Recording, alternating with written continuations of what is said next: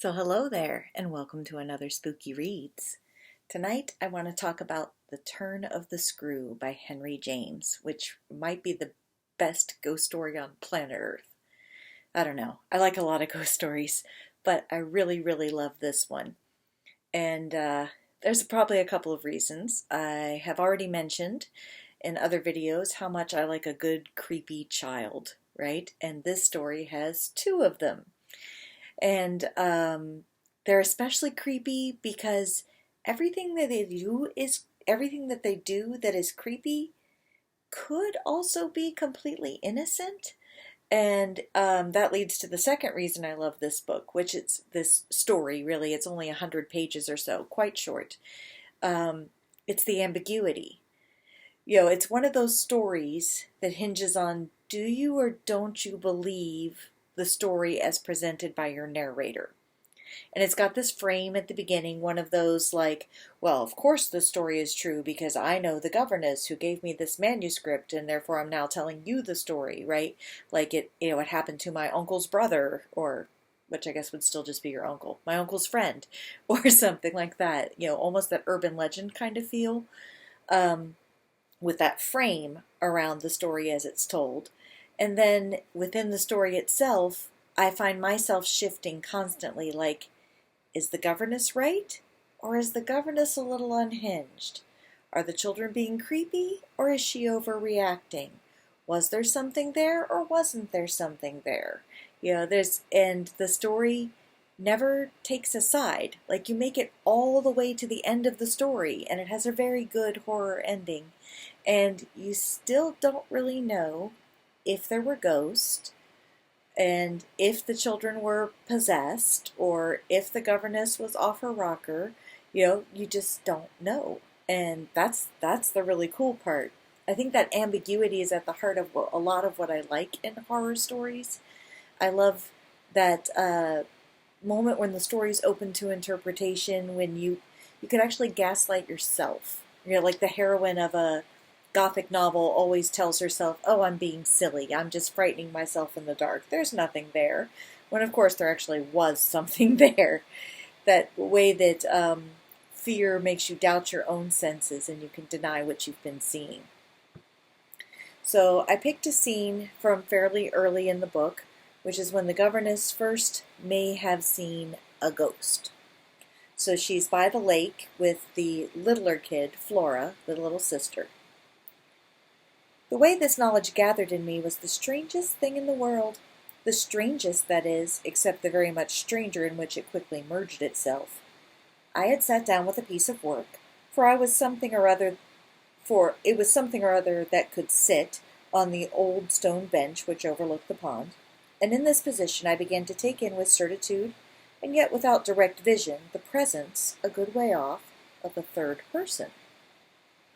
The old trees, the thick shrubbery made a great and pleasant shade, but it was all suffused with the brightness of the hot, still hour.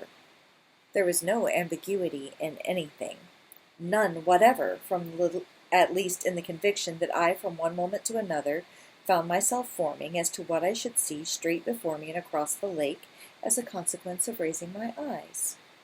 They were attached at this juncture to the stitching in which I was engaged, and I can feel once more the spasm of my effort not to move them till I should so have steadied myself as to be able to make up my mind what to do.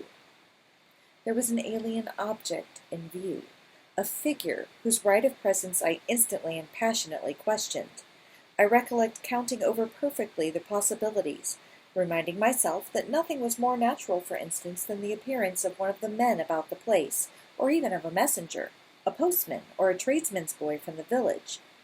That reminder has as little effect on my practical certitude as I was conscious, still even without looking, of its having upon the character and attitude of our visitor.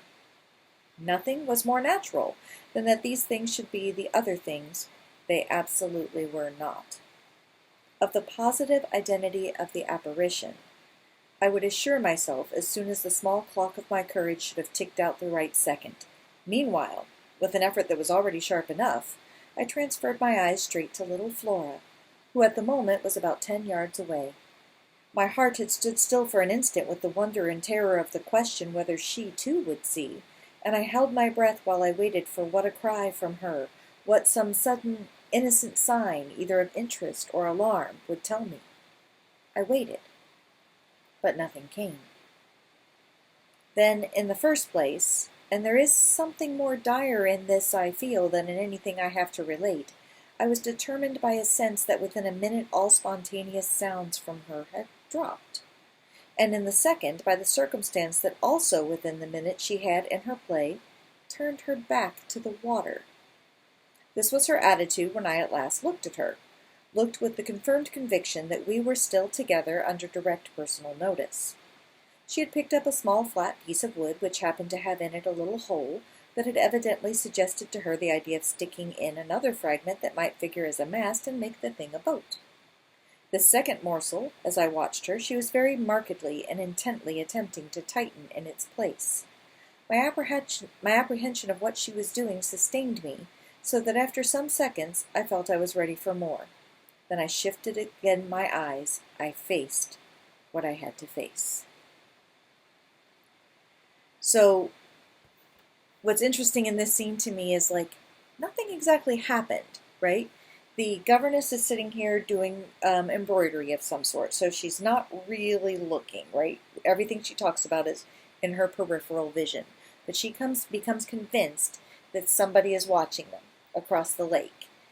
But she won't let herself look. She doesn't just stand up and go, "Can I help you?"